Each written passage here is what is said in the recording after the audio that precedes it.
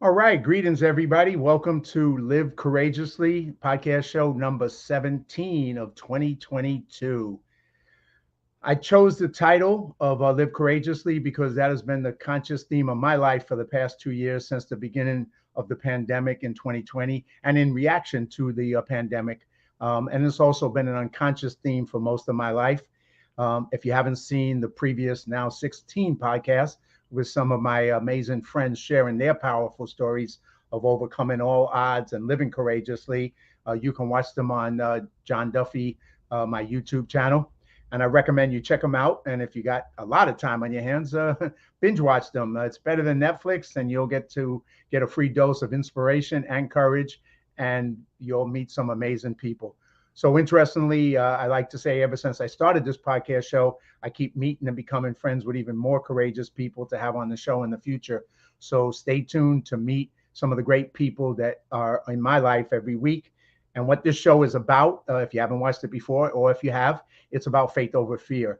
I personally believe that fear is just a reaction. It's a warning, but courage is a choice. And I suggest that you need to consciously choose courage to get through life and to deal with what life may throw at you in the future. So today, I encourage you to adopt a spirit of courage in the face of any and all fears. And so let me introduce you today to my guest and friend, Annie Nelson, who has that spirit of courage in the face of fear. Annie is a Minnesota native. Then she moved on to Chicago and then on to California. Annie received a theater arts scholarship from CSULB, and she also studied at the American Film Institute. And being from a family sports background, she found the niche in sports broadcasting and special events. In 2004, a special pen pal friendship with a wounded Marine led to an epiphany, changing her life forever. And for the past 18 years, and maybe a little bit more, Annie has dedicated her life to raising awareness for U.S. veterans of all eras. Annie also successfully combated PTS herself in 1995 after being beaten by passengers while in flight, working as a flight attendant, and surviving 6 separate concussions and 2 brain tumors in 2010 and 2018. One being a massive life-threatening brain tumor in August of 2010, 10 and a half hour surgery, leaving her deaf in her right ear, and a 2 year recovery journey, learning again to walk, talk, and cope with her new reality. Annie relates to and inspires our heroes and others by her own real life battles. Annie has walked, and her inspirational talks ignite a flame of hope with all she comes in contact with. Annie's passion and compassion has drawn movie and TV stars, political figures, sports celebrities to join her crusade. Thanks to Annie, they offer their time and their energy here at home for our heroes. Annie was the founder of the American Soldiers Network, a 501c charity originally based in Southern California, with marketing efforts extending across the U.S. Annie's also the creator of a TV series pilot entitled American Heroes. She's also a columnist for U.S. Veterans Magazine column American Heroes in every issue. Since 2018, through her American Soldiers Network, Annie created and launched ruckup.org to be an indispensable resource for veterans, military, and their families. Her I Choose to Live oath has been a first step in saving the lives of our heroes. Her book, Resilience, Coming Back from Crisis with Faith, Passion, and Purpose, released in 2019 on Amazon, and you can still find it on Amazon, and please do and read it. It was a hot new release in 2019, was picked up by Walmart online, and is inspiring thousands of readers nationwide. The foreword was written by renowned actor Kevin Sorbo, who I've been able to work with on 2 movies, and he's also a Minnesota-born native. So at this point, I would like to welcome my friend and our guest, Annie Nelson, to the show. Greetings, Annie. How are you doing? I'm well. How are you? Good to be here. Hey, thank you for taking the time and being part of this. I wanted to share your amazing story or stories, because there ain't one story. You have multiple stories, and what you've been through and how you inspire others, because that's kind of what the show's about. And I always kind of usually try and start off with first 2 questions. Is The first one is, do you remember the first time we met?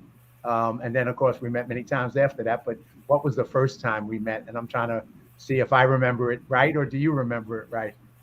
I thought we met at a mutual group of colleagues event. You may be right, and I also think, and I thought, and I could be wrong because my memory is not sometimes the strongest on this, but I know one of the times we met, and I thought it was the first, but it might have been the second or third, was when you appeared in the movie, Dave Allspark's movie, The Flag, and I got a chance to interview you at the National Cemetery in Los Angeles, where you spoke eloquently about what the flag meant to you and how important it was. So that may not have been the first time, but it was definitely one It was time. close to the beginning. What's that? That was close to the beginning of when I met you.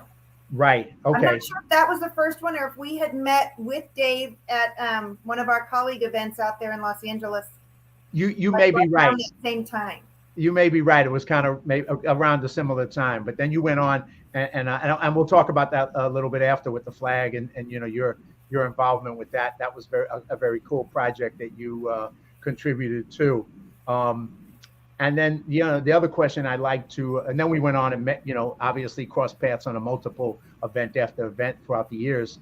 My next question that I always like to ask people, and you exemplify this, is what does living courageously mean to you personally in your lifetime?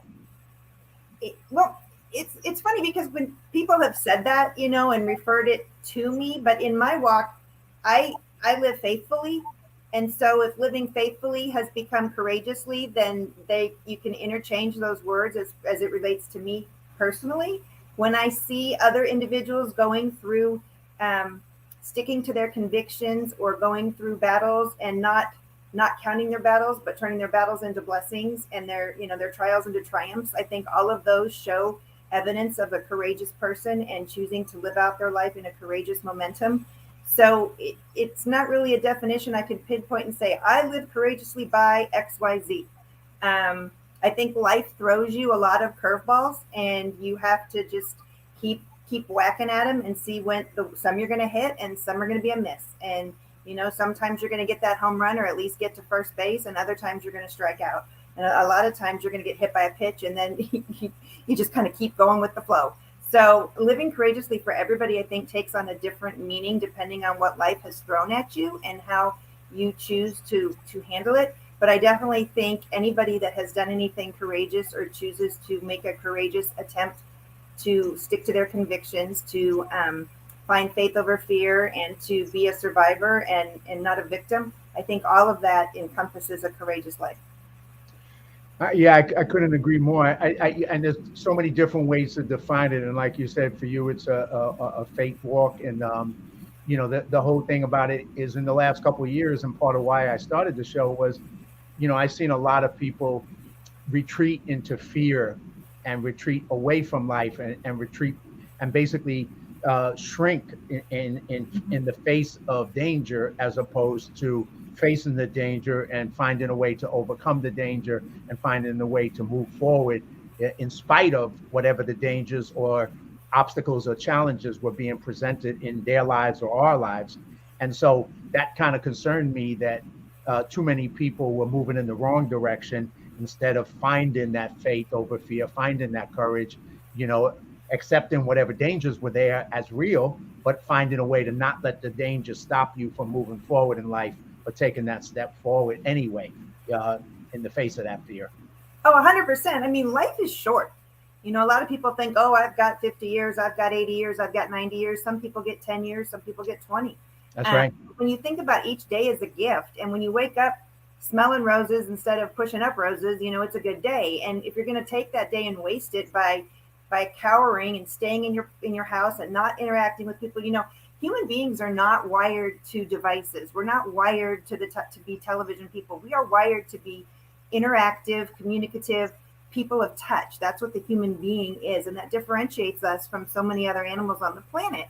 And so when you take that element away, when you try to isolate people, we're not made for isolation. Yes, it's good to have your me time, and it's good to have your downtime, and it's good to focus and take a break. But we as human beings are created to interact and communicate and and be with other human beings. And so when you try to isolate that and take away that form of communication and that form of touch and that interpersonal relationship, you are actually wasting so much of the time you have left on the planet.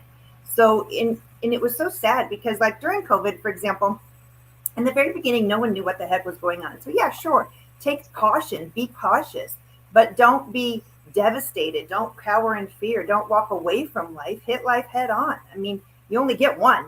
That's So if right. you're going to waste it cowering in fear and running from people and sticking, having four walls around you and hiding behind devices and walls and not getting out there and experiencing and living life, it's your loss because you can't go back. We don't get a replay. I mean, this is it. This is your one shot. So you better, love it while you have it and be thankful for every breath you get and make choices based on deep rooted, firm foundation, not by what someone is telling you, a media pop head or a TV show or a newspaper article. Really sit down and get rooted and get grounded and remember, you are you, but you have so much potential. And the human body is an amazing, amazing instrument that has so many ways to be resilient, and being resilient and being courageous are, they go hand in hand because, you can't get knocked down only if you let people knock you down, just like you can't get hurt unless you let others hurt you. So it's all a matter of choice and a mind over matter, faith over fear, and being a resilient, courageous individual is what we're all, we all have the ability to do. Some not as easy as others, and I get it. I get people get depressed, and I get life is hard for a lot of people. But believe me, if if I didn't live what I've lived through in my lifetime, I wouldn't have believed it all happened to me either. I mean, medically speaking, I've gone through more than a lot of people will ever go through, and I'm still going through it. Very So, true. but I'm not going to let that control me or control the outcome of my trajectory to keep going and keep making a difference while I'm on the planet. Well, and we'll talk about your personal experience and the book Resilience. We'll get into that after because I want you to share those lessons and those experiences and what you learned from them. But what you're saying, Annie, is so true because we are resilient, and resilience is a superpower, but it's a superpower that comes from choice. It's not automatic that you're resilient. You don't have to be resilient. You can be not resilient if you want to. You can retreat into getting smaller, not leaving your house, whether it's COVID or anything else. That keeps you from being stronger and building that muscle. And resilience is a muscle, and you have to build it just like anything else. And you do it by using it. And the people, in the last 2 years, the people I know who, responded by going out and throwing themselves more into the world had really a powerful 2 years as opposed to being isolated and losing that social connection and losing that energy that we need and I'm somebody, my battery gets charged by people. So I'm not going to cut my battery off and start, I want that energy from people. And so I stayed out there in the world, and I'm glad I did. And I knew there was real risk, and there was always real risk in everything we do. And yet, it's still worth it anyway, even though there is real risk to go ahead and do it. So, take us a little bit, Annie, through your life. I mean, you started out in Minnesota. You came out and did stuff in the industry and reporting and all that. Take us through that early phase and then we're going to start going through piece by piece the thing that changed your life, that communication with the Marine, your personal experience with the attack on the plane and the injuries that you had to overcome because of that, and then your book and why you wrote the book and what's in the book. So we're going to go through all that. But take us to the beginning. Minnesota. I was up in Minnesota for 2 months. Love the people in Minnesota, if I can say that. Yeah, sure. Don't you know? Yeah, I love them. Duluth, just some sweet, kind, loving people, especially in Duluth. I didn't get to spend all over the state, but I love the folks up there, and you can't wait to hang out with them again. But take us through that as a Minnesotan and your accent and all that great stuff. Well, actually, I only spent a very short amount of my time. I was born in Minnesota. I was born in Bloomington and then Edina, Bloomington area, and my folks had a house there, and we spent a lot of our time at Lake Minnetonka, which Okay. Kevin Sorbo and I both share the fond memories of Lake Minnetonka. But mom and dad, when they first got married, had moved from Illinois up to Minnesota, and that's where they had me, and I'm an only child. And then they moved back to Illinois when I was young. And dad, I would always do to dad's career because mom was a stay-at-home mom. Fortunately, they were in a position that she could be a stay-at-home mom. And so we went back to Illinois. We were in the Palatine, Illinois area. My dad was from Rockford. My mom was from a small town named Minunk, which is down kind of by Bloomington, Pontiac area. Okay. And so we were in Palatine. And then after Palatine, my dad got transferred to Southern California. So the bulk of my adult and growing years was in Southern California.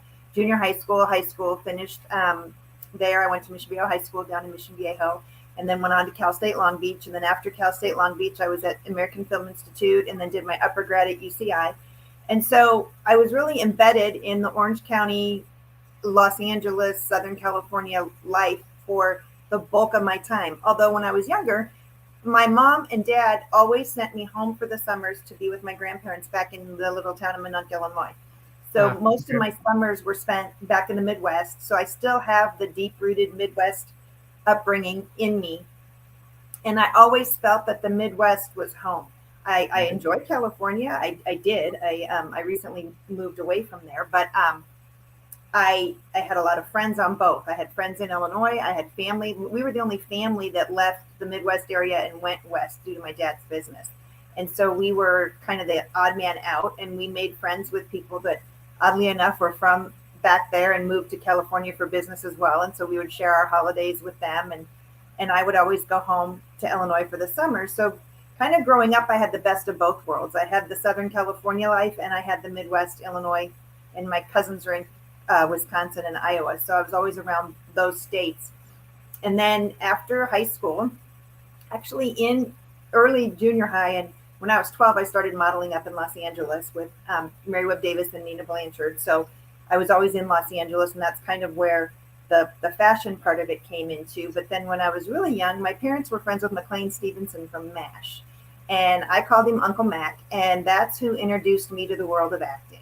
And so my very first acting was at Laguna Moulton Theater in Laguna Beach, California. Lisa Surratt was my first director. And those are little tidbits that you always remember. It's funny how you remember your firsts. And then I was with Mac, and back then he was coaching Battle of the Network Stars.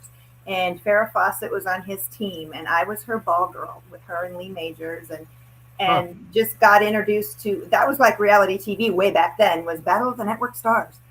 And McLean had told my parents that, I had the bug, and that once it hit, it was going to be hard to try to, calm her down and keep her away. And my dad was a lot older than my mom. And back when I started to kind of have opportunities in the industry, it was when Buffy from Buffy and Jody committed suicide, and Chico and the Man had a young youth suicide. And there were a lot of young teens and younger committing suicide in the entertainment business. And so my dad was absolutely not. She's not going to LA. She's going to college. So my parts were small. I was on Chips and some other ones, which were phenomenal for me, but I had opportunities to go further at a younger age. And my dad put his foot down and said, you're going to college and you're getting a degree. And then if you decide you want to go that well in Hollywood, go ahead. Yeah, he got scared for you. I hear you. Yeah. So, and can't blame him. I mean, it worked out the way it was supposed to work out. I did have a scholarship in theater arts to Cal State Long Beach. And there I transferred my major to communications, actually, because the theater arts it was a great experience, but it wasn't, once I got in there, I didn't want to do Shakespearean right away. I was more enamored with the camera and with what all happened with the camera and behind the camera. I'm not a person that needs to stand on stage and get applause. I'm one of those people that really had an affinity for film and television. Yeah. So Ted Dawson, who was in sportscasting in Los Angeles, was my mentor. I was with Ted for years, and he and his wife Joyce at the time had boys. They never had a girl. And so I kind of adopted that family, and they adopted me. And not only did I get a bunch of brothers and Ted, I got a grand education in sportscasting and sports broadcasting at ABC, KABC TV in Los Angeles. And then Ted moved to Dallas and went to KDFW in Dallas, and then on to Albuquerque. And everywhere he went, I was able to go with him. And my knowledge and experience grew, and it was all thanks to Ted. I couldn't have had a better mentor and coach. In a second father figure, as well as in an esteemed, experienced, very talented broadcaster. And that opened doors for me with the on camera, but as well as off camera and relationships and learning all aspects of the industry, which were phenomenal. When I had to make the challenge, the chance, or the decision, not the chance, the decision after college, the only opportunities for women in sports back then was really, ESPN. I was in there way before Gail Gardner ever, popped into ESPN. And did I really want to uproot and move to Connecticut, Bristol, Connecticut, and give up everything? And I was too close to my parents to say yeah. And I didn't live it, eat it, breathe it, and die it. And I wasn't going to use the casting couch, which we all know is very prevalent back then, and it still happens, however you want to Sure. code Sure. it. The Me Too movement had been around long before they ever decided to use hashtags. And Right. so I chose different avenues, and I continued on in event planning and producing and doing things that I could do and stay true to me. I knew that in the sports world, once they decided women were allowed in locker rooms, that wasn't going to be for me. My family and friends were all professional male athletes, and you don't need to go in a man's locker room. They remember a pitch for 50 years. They remember a first down and an interception or a touchdown or a basket. I mean, those guys remember everything. There is no need to go into a locker room and see them in a towel with soap and water.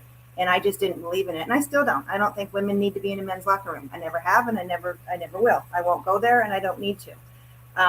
And so that kind of curtailed my sportscasting career, because that's where people were forcing women to go, and I wasn't willing to go there.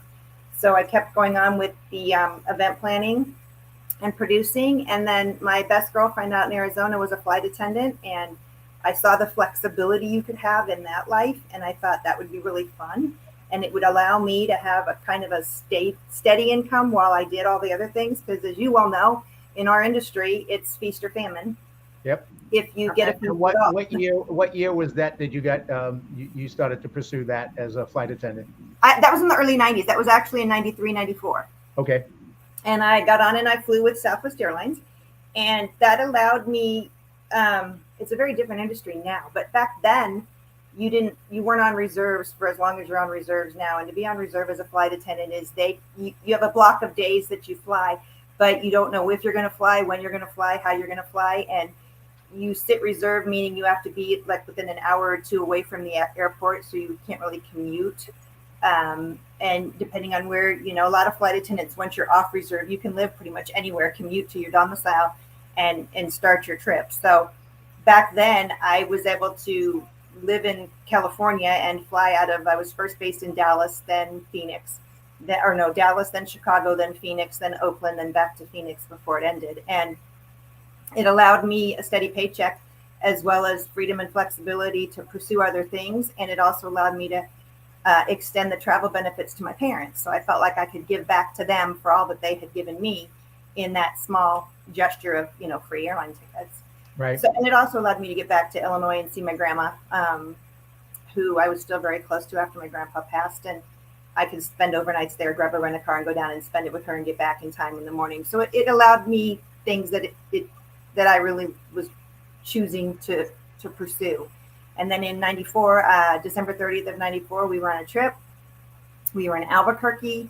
It was snowing. We were trying to hurry, and some unique individuals got on the plane that were a pill from the moment they got on the plane. And just after takeoff, a scuffle started. And as the story goes, I got, my job was to secure the plane. And so I got to in the middle of it, and lo and behold, they didn't want me in the middle of it. So they threw some punches and knocked the wind out of me and hit me. And we didn't know that night or while it was happening. I got the wind knocked out of me in the cockpit, but I had fractured my spine and did some damage. So I was down for quite a while, not flying, trying to rehab and going through that and going through the whole rigmarole of on-the-job injury and what that entails, and if the airline's going to back you and support you, which mine did not.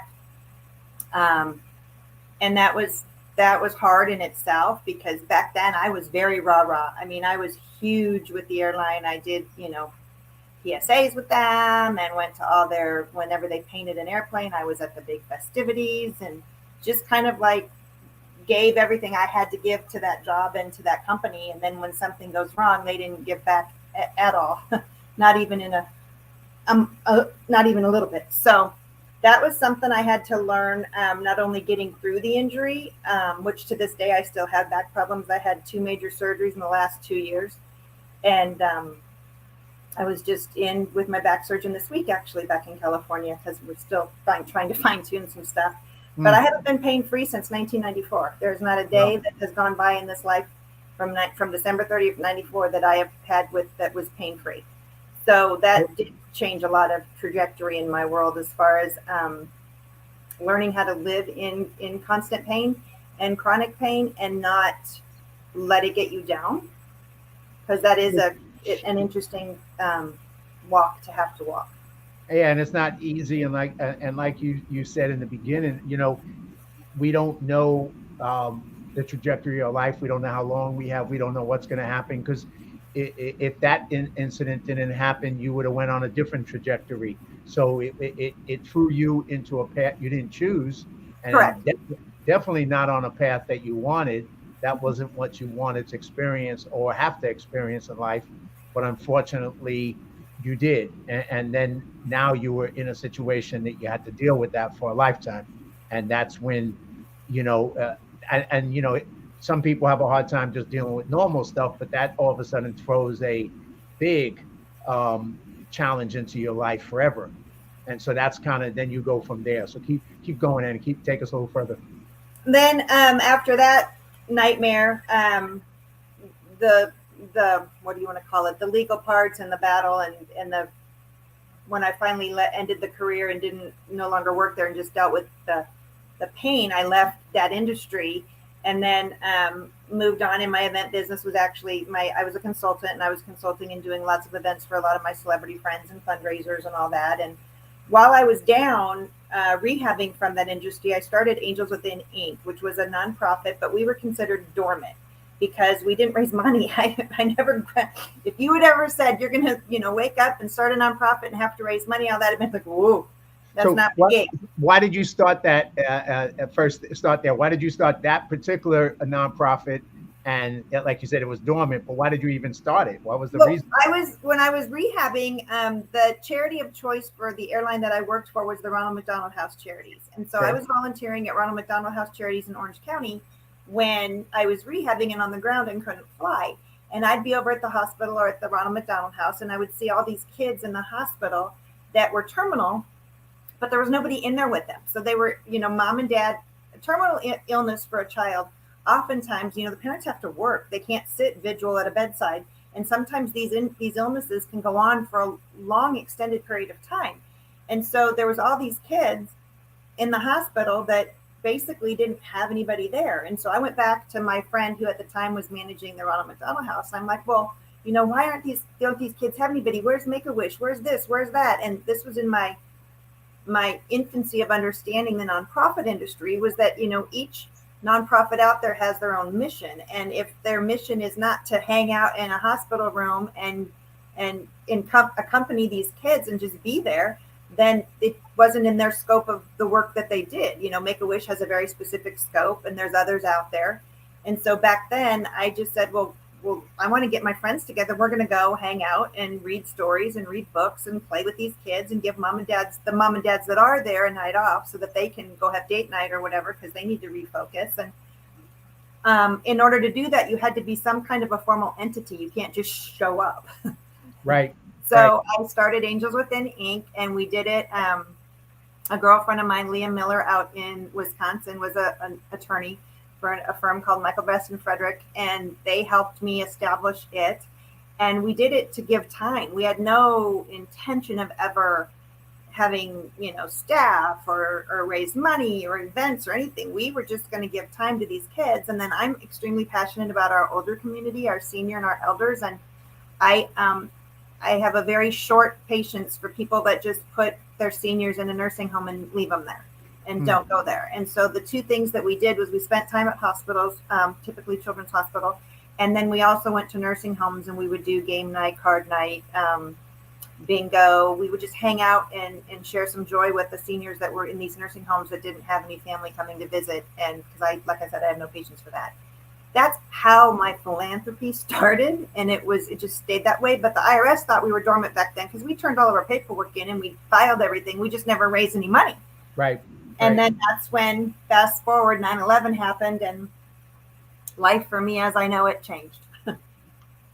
As it has for so many others. And how did it change? It's kind of funny you're talking about it, and you have um, you talk about a friendship with a wounded Marine. And I was traveling just recently. I was on a plane, and the person sitting next to me, and I looked at him and I just said, this guy looks like he's a Marine, and he was. And we started talking. He was in the Marine Corps, still is, 21 years, and he took me through his life and his stories. But he joined after 9/11, and it transformed his life. That's why he joined and became a Marine, and just an amazing young man. But for you, you ended up having a chance pen pal with a wounded Marine, and you say Well, 9/11 actually, he changed it. wasn't. When we became pen pals, he wasn't wounded. Oh, I, okay, um, we all had 9/11, and it impacted each of us differently. So everybody has their own story with that. I don't know of anybody that calls America home that was alive back then, old enough to remember 9/11, that doesn't have their own um, moment or their own memory of how that deeply rooted in their soul. If that event didn't move you and didn't completely gut you, then you shouldn't be living in this country. But after that happened, I wanted to do something for our military, but I didn't know what. My dad was drafted, but he was too tall to serve, so he never got to serve, and that always weighed on his mind. He never got over the fact that he did not get to serve. And wow, then I had two uncles that served in the Army, my mom's brothers, but they were back during the Korean conflict. They never talked about their service. One played football in the Army, the other was a cook. Um, but they never shared anything about their service, and so I never really had anybody a direct contact with people that were actively serving. And in 93, I dated someone who had just gotten done with his service in the Navy SEALs. Again, that generation, they didn't talk, so I didn't know anything about what he did in that. I knew him as his new life, which was contracting, and he was working that in security and contracting, but never ever spoke of his time in the SEALs. So I didn't know anything about the SEALs or their service or what they did like I do now. I'm very embedded in that community and very privileged to be so in all of our special forces, actually. But so I was at a family reunion and just chatting back and forth, and one of my cousins, were probably fifth cousins, I'm guessing, was dating a young man who was getting ready to deploy to Iraq, who was a Marine, and with his cousin and his other buddy, and they were all from Low Point, Illinois, which is back in the area of where I did most of my growing up summers, and they were all stationed at Camp Pendleton. ah, I had remembered my dad had served in World War II in the beaches of Normandy as a U.S. For the United States, but he was still a Norwegian citizen. And I remember finding a postcard from my grandpa to my grandma written in pencil from the beaches of Normandy. I never wow, met them because my dad and mom were 16 years apart. So my grandparents on my dad's side were deceased before I was ever born. But remembering that postcard and meeting these kids, I'm like, I didn't actually meet the guys. I just met my cousin who was dating the one. I thought I could pen pal because why sure, not? I could write why that. not? So that's how I got the addresses to mail these young Marines who had just left Camp Pendleton and were deployed in Iraq. And we three started pen paling. It was Jesse, Tyler, and Adam. And Adam and Tyler were on the front lines, and Jesse was more doing construction and rebuilding and transporting things. So he and I corresponded the most. The other two would correspond when they could. But now, mind you, back then in '04, we didn't have all of the technology that we have today. We had AOL Instant Messenger and pen and paper, and that was it. Right, So you could only communicate with them via AOL Instant Messenger. There wasn't even cameras. It was just your online chat. If I set my alarm to Iraq time, and if they got to an FOB, forward operating base, and were able to communicate while everybody else was trying to communicate as well, because I wasn't a family member, I was just a pen pal. right, And they would write letters back and forth. And Jesse wrote the most. And he would write just the neatest cards and letters, and he'd sketch drawings. He was quite the artist. And so these three became I called them my three. And one of their dads was making dog tags with their photos on them. So I wore their dog tags. And all of my friends and family kind of were enamored with this story. And everybody wanted to be a part of it because everybody wanted to do something to give back. And a lot of people were in the same boat I was in, didn't know how or didn't have a connection to anyone serving in Iraq. So it kind of snowballed, and my packages became larger, and friends, family, church members would all contribute more things. And the smaller packages became boxes, and the boxes became bigger or multiple boxes. And it just kind of grew that way organically. And then in December, I was notified that Tyler and Jess were sitting on a truck back to back in a caravan of trucks going through Iraq, and they were hit by a suicide bomber. And I was told that Tyler was in Germany in really bad shape and that Jesse didn't make it. And Oh, I didn't know how to process that because, again, I'm not a family member. I'm just a pen pal. So I right. don't have any of the resources available. I don't know how to get in touch with the family. And then where do you put all this energy? These were like for, 6 months. This was my extracurricular activity. These kids were, everything that I was trying to put extra effort in on my free time. And so I found all the letters that Jesse had given me and I bundled them all up and I found a way to send them to his parents in Illinois.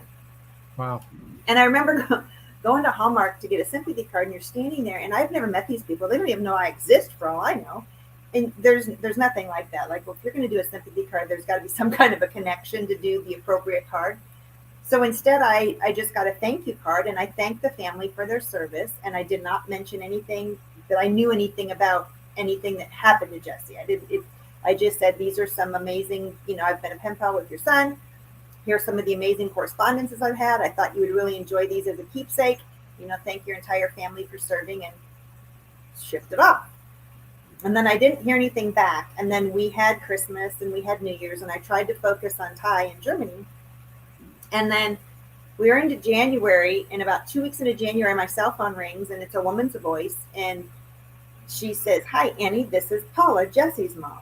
Well, now, as you can probably tell, I'm a little animated, and I don't really have a stranger, so I got real excited, and I was like, "Oh my gosh, hi, how are you?" And she was very short and stern and to the point, and she said, "Look, I'm at Brooke Army Medical Center in San Antonio, Texas. Jesse survived that blast. He's facing double amputation. He's burnt over 80% of his body, and he's asking for his pen pal. Will you come?" Wow. Oof. Yeah. Oh, So, of course, I said yes. And the next thing I know, one of the organizations that support the Marines was flying me to San Antonio, Texas. I remember it like it was yesterday, getting off the airplane, and down at the end of the escalator is a guy in Army fatigues because Brooke is an Army medical center. right. And especially back then, what people don't realize is back then, the Army facilities were not prepared to bring in all the other branches at the numbers they were bringing in. And back then, at that time in the war, we were only bringing combat wounded that were males. Women weren't there. I mean, they were overseas and they were deployed and they were doing roles, but they weren't on the front line. So thank God we didn't have a lot of female wounds that we were seeing that were coming home. Right. So I got to Brooke and I met everybody down there. And Jesse saved his leg. He's a single leg amputee below the knee, and he still has his burns and all that. But we met, and at the time I got there, Tyler was already back from Germany, and he was there as well. So I got to meet Ty and his parents and his mom, and just went into a world I knew nothing about. I'd never been to a VA, let alone a full-on, military hospital that was bringing in the amount of guys we were bringing in with the wounds we were seeing. And also, this was a whole different war. We had medical technology on the front lines where we were able to save more than we had ever been able to save before, which again, That's I didn't know like I know now. Right. But so we were seeing all different kinds of injuries, but the medics were so equipped to do so much more. So it was a whole different time, especially for Brooke and Bethesda and Walter Reed and the Naval Hospital St. Balboa down in San Diego. And those hospitals, none of them back then communicated they communicated with each other, but they weren't on the same computer systems. They didn't process individuals the same. They didn't treat the same. They were all kind of like their own freestanding facilities with no commonalities among them. And so it was a very, what's the word? There was no unity in how they were bringing guys and gals home and how they were treating them and everything, and it was all thrown at them so quickly that nobody was really ready for that, to integrate the hospitals together. Now they've come leaps and bounds. And so when I'm down there, I'm with a Marine Corps family, and no dish to Brooke Army Medical Center at all. They're phenomenal, but they weren't. There was no Marine Corps staff there to process the paperwork, and so a lot of times, the people that I were with, things were falling through the cracks with no ill will and no plan. It wasn't Sure. planned; it just happened. But Right. because I'm not family, and I don't know what protocol is, and I don't understand that you have to watch your P's and Q's. I kind of got a little vocal and stood up for the people that I was concerned about, and got the nickname Bullhorn for the Brave. And What was that name again? Bullhorn for the Brave. Bullhorn for the Brave. Yeah. Cool. Cool. And it was that courageously thing again. It was like, you sometimes you just live courageously and you don't even realize you're doing it, because you're not supposed to buck authority in the military. You're supposed to go through protocol, and you're supposed to follow the procedures. And as a and I wasn't any of that. I wasn't a family member. I wasn't an employee of the government. I didn't work for the hospital. I'm just a civilian pen pal who showed up, and her Marine was getting kind of the raw end of the deal on some of the communication stuff. And so I piped up.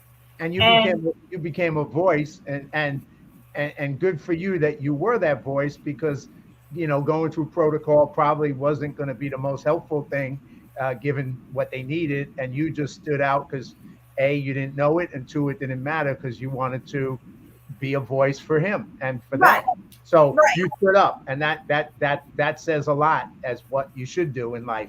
That's what Well, you and did. that goes back to the whole living faithfully, because for me it was a God thing. I Right. just think He used me I was a vehicle for Him to do whatever needed to be done to raise awareness, to support these families, to tell people, hey, yo, this is wrong, we need to fix this, and knew that I would be dumb enough to go for it, and darn the consequences. I mean, what are they going to do? Throw me out? There was nothing. I was that one. Kick you out of the military, you weren't in. So. Yeah, and I wasn't a family member getting in trouble, and so I mean, I did get called to protocol offices a couple of times on certain things, but then I had to learn each branch because they're so different. I mean, they even have different ranks and different names. It was a whole, and I'm blonde. It was a big challenge. But in all my experience down there, Jesse and I would bust in on other Marines that were in the hospital when Jess was staying over at the Fisher House. And back then, again, the guys didn't have the technology that they have today. All they had was a TV remote control and a hospital bed. And Jesse would be like, dude, she's from Hollywood. I'd be like, no. I'm from County. Oh, but dude, so for them, because I had done some things in the television world, which were minor, and you know as well as I do, in the industry, you don't talk about that unless you are Julia Roberts, Sure, unless you've earned the right to say, I was definitely not making a living doing my craft by any stretch of the imagination. So I would never talk about it or boast about it or even connect myself to it. But to Jess, he'd ask questions and I'd say, oh yeah, well, and little tidbits would slip out, but not in a boastful manner, just in a fun, just sharing stuff of your life. And absolutely. Yeah. So he'd run in there and make it sound like I was Julia friggin' Roberts. I'm like, no. And the kids that were laying in the hospital bed would grab their TV remote because I represented that to them. And they'd say, does America support us? Wow. They weren't seeing it on the television when they're laying in a bed in ICU or in the hospital in Brooke. Sure. And that resonated with me. That really kind of flipped a switch inside of me where I was close enough to the industry to see it, but I was also not anybody with a name. I was, I used to say I was a nobody, and people say, you're not a nobody. But in the world of entertainment in Hollywood, there's so many people in that industry that if you've made it and you're making a living is how I define it. If you're making a living at your craft, whether you're a producer, a director, or a screenwriter, an actor, a lighting tech, and you name it, then you have the right to say, that's what you do for a living. For me, not ever making a living at it to where it could sustain me, I just never felt that I was successful. Wasn't that you had other identities, other ththings that you were successful at. That wasn't one that you had the identity with. But then all of this, Annie, you took action. You went out to be of service. Just like you said, your faith, and you felt like God used you. But then you could have stopped there. You didn't need to go further, but you did. Well, right? You could have stopped. I mean, but you didn't. And then you went and then you started to take this and create something that could be of even more service. right. And I came home and I went to my entertainment lawyer and Frank Wheaton, who has been with me for since the '80s, and I said, "Hey, I know what I'm supposed to do." And he's looking at me, and I'm like, "We're going to change Angels Within. We're going to re-register. We're going to call it American Soldier Network because Toby Keith's song American Soldier was my inspiration behind that." Interesting. And we're going to create shows of content that honor, support, and celebrate all of our veterans and all of our military here at home. And we're going to raise awareness for their needs here at home and blah, blah. And I just was going 90 miles an hour. And Frank was nodding and listening. And he's like, "Honey, I will do whatever you need to do. But I'm going to tell you one thing right now. It'll never happen. It'll be the hardest thing you've ever done. And it's going to be political. And they're going to paint you red and they're going to throw you in a bucket. And Hollywood won't support you." Wow. And I looked back at him and I was like, "Political? This has nothing to do with politics. I could give a rat's behind if you vote red or blue or green or purple or if you don't vote. This is about celebrating and taking care of our veterans and our military."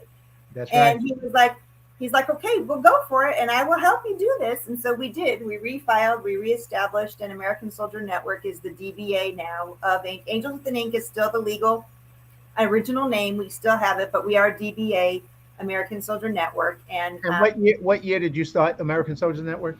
2004. 2004. Okay. Yep. And so, yeah, we're coming up on 20 years. Whew. Yeah. Wow. And I've never taken a paycheck. We have zero paid staff, and we never have. When we met, or when I interviewed you for that film, The Flag. You were doing a lot of work with American Soldiers Network. You talked about the work you were doing. You were talking about how important the flag was and how important it was to serve our veterans, and that was a very powerful thing. And you were very powerful in the. I remember the interview in the cemetery there when I interviewed you, and it just was a very powerful interview because you had so much passion and compassion for the veterans and what you were trying to accomplish. You can tell it hasn't died. No, it shouldn't. No, it should. And just I tell you, talking to this guy sat down to me on the plane, this guy, the Marine, and we didn't stop talking for like close to 2 hours. And you need that compassion and passion for the veterans and for the military and for what they're doing and their families and all of that. And there needs to be more of it, not less.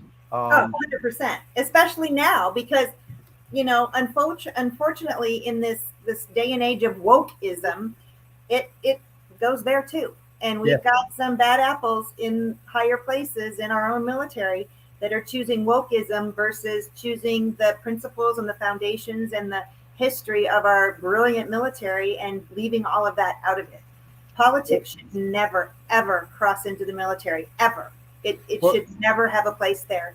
And our leadership in the military needs to go back to its roots and go back to what they were founded on and what they took an oath to and what they swore an oath to, because the men and women that are the boots on the ground, these men and women are giving their lives, and they give that blank paycheck, that including their life if asked to give it. And sometimes these people that I call it when you go to DC, you go with the best of intentions. And we've got Congress people too. I mean, I've seen Congress people that happen to be veterans that serve that aren't going to get a free pass from me. If you go to DC and you turn and you start being, all about lobbying and money, and you don't hold true to your conviction and your oath to the Constitution, shame on you. And I've seen so many people go to DC and then they get there with the biggest heart, the biggest ego. They're ready to go. They're courageous. They're going to be on fire. And then they take a taste of the Potomac water. Yeah. All goes to heck. And, and it's money and power, and it just becomes disgustingly. And it's you get the acclaim of the people for they praise you for doing the wrong things, and then that goes to your head instead of not wanting any praise but do the right thing. And Correct. That's kind of what we talked about with this Marine today, because we were talking about old school values, and he said, yeah, I love that, man. He said, because that's what we need is those old school values. And in the military too, we're losing it. And you realize that, we got to have that respect, that honor, that service, that being willing to do what is needed to do to succeed at what the mission is. And 100%. and the people, leaders need to lead by example from the front, not by putting other people out and not leading. And there's a great, and I'll just mention this, we'll probably go a little bit over, but I got to see a documentary just recently from a guy I met at the GI Film Festival who had did a movie out there, Army guy, and he did a documentary that's out there now on Amazon called Send Me, and it's Uh-huh. about, you may be familiar with it, Yes. and Nick Palmisciano. I think I'm pronouncing it wrong, all right, but he, 12 of them went out there to rescue people when our government didn't do what it should have done in Afghanistan, and they put their lives on the line to go try and rescue both allies who helped them, children, Christian children, just people who needed to get rescued out of Afghanistan in that really horrible retreat that we made. And it's a great documentary. But once again, it shows that people who serve and lead, whether they have a position or not, those are leaders. And the ones who have a position and a title ain't necessarily leaders if they're not really leading and serving the way they should be. Correct. I mean, that oath is against all enemies, foreign and domestic. Right. And unfortunately, we have a lot of domestic individuals right now that are hurting our country and that are not protecting our great country and our Constitution. We're a very young country. I mean, people don't think about that. We're junior. We're young on the globe as far as being a country, and so we're going to have growing pains. But these are beyond measure, and if we're not careful, all of the lives that have been laid down by our veterans and all the years of service, honorary service that these men and women have done, including those that are still serving today, is going to all be for naught. And that can't happen. And it's not red or blue. It's a matter of understanding. Everybody should pick up the Constitution and the Bill of Rights and read it and understand it, and know it. And then understand that when it comes to our veterans and our military, not only do we owe them everything, but if we don't start stepping up and taking care of them properly and without red tape and without hesitation and without question, who are we? I mean, shame on us. And there's so many organizations out there. This is my little soapbox, but there's over 43,000 nonprofits registered to the IRS with an EIN number that claim they're 501c3s doing things in the veteran community military space alone.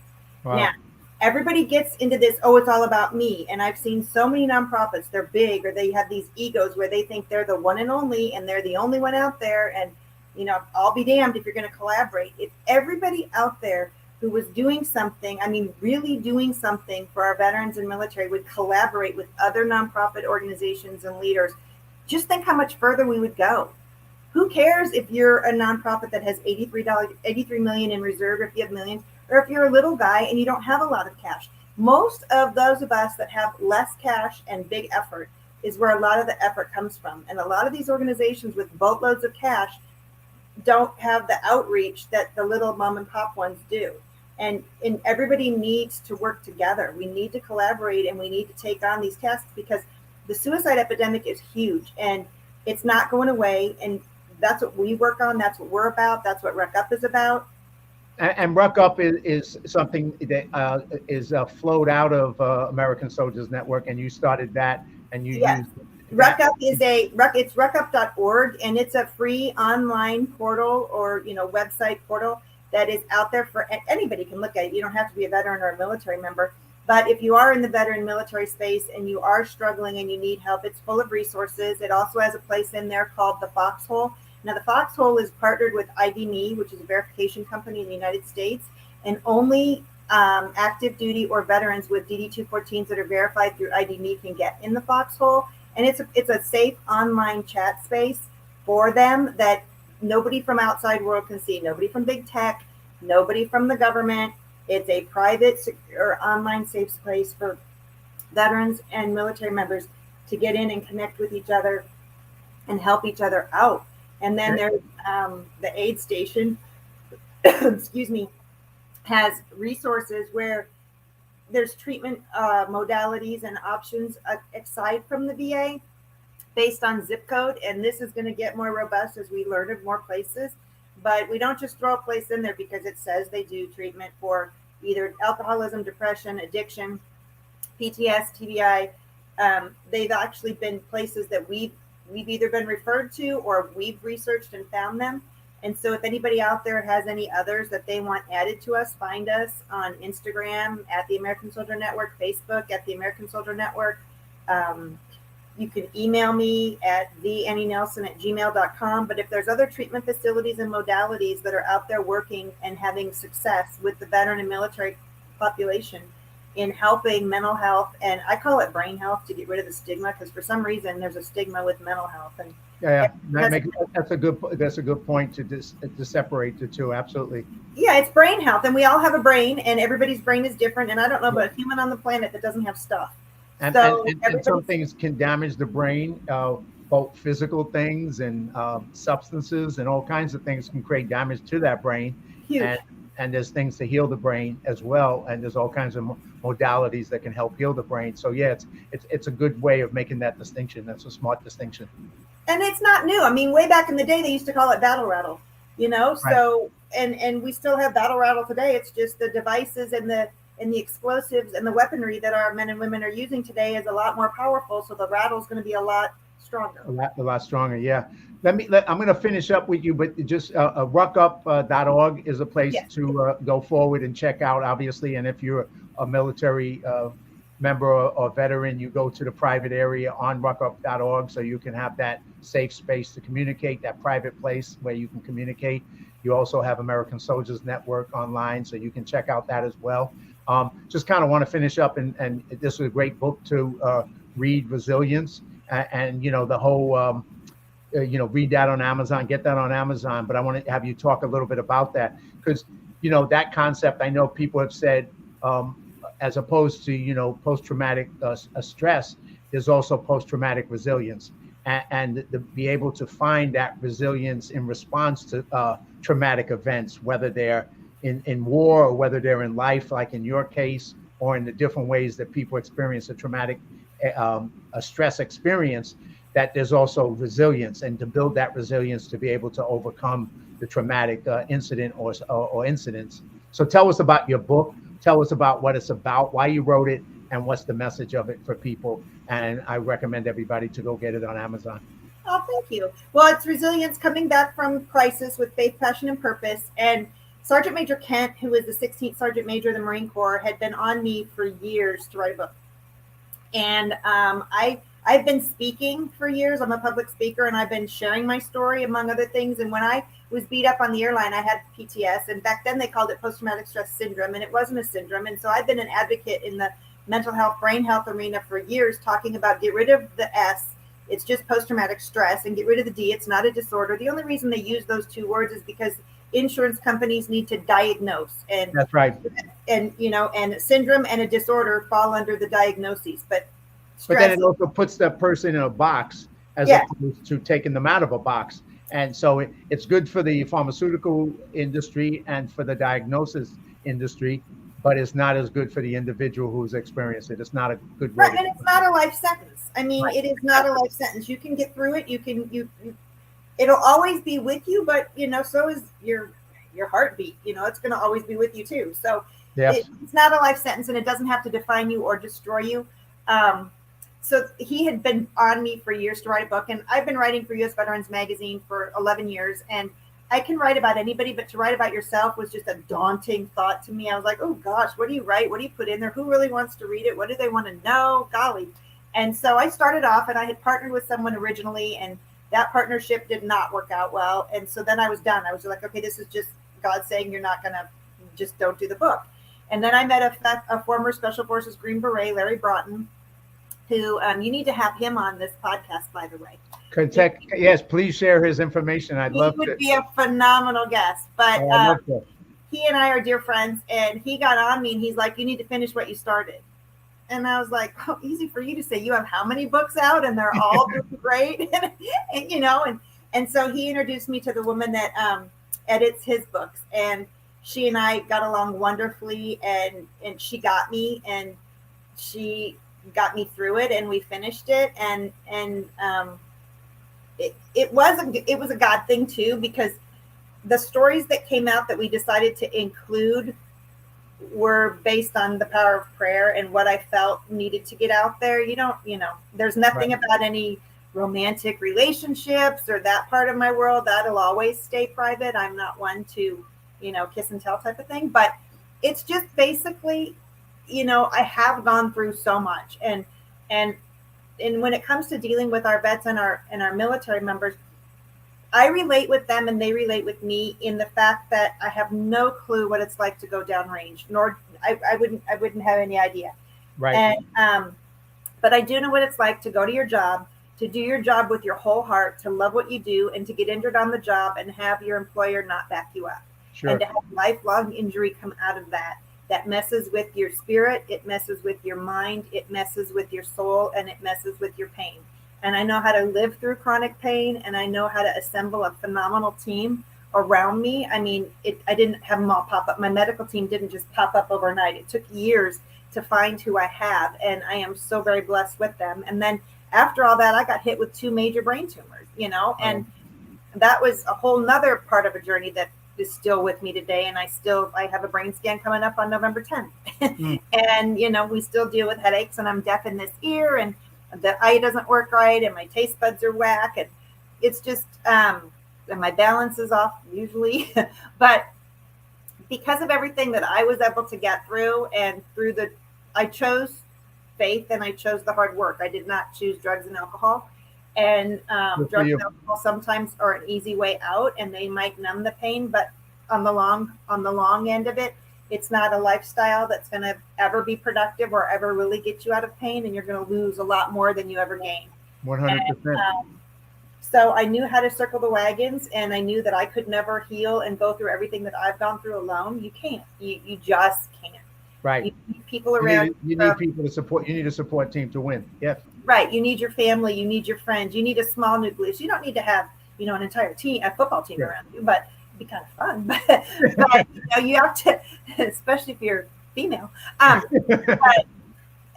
you need to have, you need to choose the right people to take on the journey with you, and to let be on the journey with you, and to support you. And they might not always understand you, because unless you've dealt with trauma, unless you've dealt with a brain injury, unless you've dealt with chronic pain, it's hard for a lot of people to understand that or empathize with it. Not asking for sympathy, just understanding and giving you the space to grow and to heal, and know who's going to help you pick up the pieces, because there's going to be a lot of days when you need to pick those up. And so the book came out of that, and it was kind of a challenge by Sergeant Major Kent, and then it was a little needling by Larry, and it all got done, and it's out there. And it's kind of fun now, because when I do go to public speaking events, a lot of times they'll have, they'll pre-order X amount of books. And so you'll meet people in the line when they're coming by to have the book signed, and either they've already read it and they want to talk about, exchange those different similarities in the book, or, how it touched them, or they're buying it for somebody else who they feel has been on a struggling journey and just needs a little boost of inspiration. But the book was done to help others, and if I help one person, which it has, then it was all worth it. Well, I think, congratulations. It's not easy. I mean, I'm working on getting 2 books published now that I did, and boy, writing a book is hard. It may be one of the hardest things if you're not into that thing. But congratulations on you doing it. But exactly what you're saying, Annie, is if you touch one person, and you touch much more than one person in your life, and not only with the book, with your life and all the projects that you do with American Soldiers Network and Ruck Up, and other things, speaking and all the work that you've done. But the book as well is another way to touch people and give people inspiration, to encourage them to be resilient in their life, whatever they've experienced or may experience in the future. It just gives them that sense of what you have to do, with that sense of resilience. So I just want to mention real quick, Dave Allsbach jumped on and said, hey, I made it. Hey, Annie, miss you, my friend. Sorry I'm late. I just wanted to make sure that Dave got a shout out, because he texted me before the show saying he was going to be late and not able to get on, and he was so bummed out that he wasn't going to see you live as opposed to later, Annie. So somehow he made it anyway and got here to be able to see the end of it. Best to you, Dave. Dave was the veteran buddy of ours who created the flag, wrote it based on his life, and and his ideas, and I was honored to direct it for him. And so that connected Dave and me and Annie. And so, yeah, he's a fantastic guy, and somebody who's going to be on the show too as well. So don't think I forgot about you, Dave. You're coming on. Um, and then there's also an Army veteran student of mine, but I'm not going to read it because he got a long thing. But please read his stuff on the thing. Ken Ibaka, who I taught and was teaching a film school, John Paul the Great Catholic University. Production management, and he was one of my students, and he's an Army veteran and working in the film industry. Also, a great young man. So he posted a lot of stuff about 9/11, how it impacted him. So please read his comments. But Annie, anything else you want to, and welcome Mike and anybody else who came on. Make sure you contact me, connect me with your friend, so I can get him into interviewing as well. Will do. I look forward, if I get down to where you are, I'll make sure I'll visit because I got to get down there and see that world down there. So I'll definitely do that. Anything you want to wrap up with, and thank you so much for being part of this, sharing your story, it's my honor. sharing your faith. Heading into the holidays, which we are, coming into Thanksgiving and Christmas and Hanukkah, if you're out there and you are feeling nervous or you do have any kind of fears about interacting or being with people or family or whatever, you know what? Love is the best medicine, and it heals and it helps and it brings hope. So don't shy away from the family gatherings. Don't shy away from, being with people and engaging and going out and doing the things that everybody loves to do during the special time of year, because it's very important for all of us to do. And no matter what side of the political fence you're on, if you're coming to a holiday event, just throw politics out the window. Nobody needs to know or talk about it. Let's just embrace being humans and being lovable people and being humble servants. And everybody just inspire each other and look out for people. I mean, right now, people are we're losing them way too many with the suicide epidemic, both in the military veteran community and just in our country in general due to the isolation. So keep tuned to really watch people and call and make calls. And if you see someone struggling, dig deep, find ways to get them help, whether it be a church or local resources, but connect with people and really pay attention, listen to people. And for those people that you think might be struggling, don't shy away from that. Don't be fearful of that engagement. Engage. We've got to start saving more individuals. This is getting so out of control, and nobody's taking a forward movement to really stop it. Well, I'd like to just echo that. I think that's powerful. And, it's like, people need to get back to that place of don't just talk about love, practice it. Practice it with your family, practice it with your friends. You don't have to agree with each other. You never will ever agree with each other on everything. And who cares? If somebody's a good person, treat them with love, treat them with respect, and create those connections. And let's get back to what the real important values are, and that's part of it. So we're there for each other, we got each other's back, and we can encourage each other and lift each other up.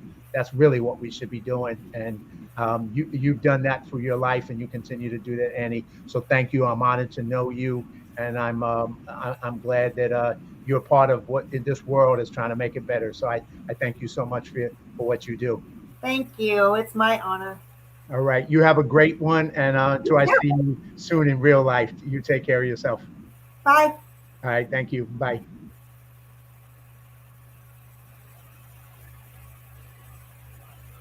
Oops. All right. Well, you just, that was a fascinating talk with somebody who is a faith-filled person, love-filled person, and a courageous person. Annie Nelson, American Soldiers Network, author of Resilience. Please check out her book. These are the kind of folks that we need in our lives to inspire us, encourage us to be the best we can be, and to be people of service, people who are willing to do more for others and not just focus on ourselves. And she's lived an amazing life and continues to inspire. So I'm honored to do what I do, to be able to bring people like this on, and that I know so many of amazing people in my life who inspire me. So I'm blessed by that. So until I see you next week on live courageously, live with resilience, and God bless.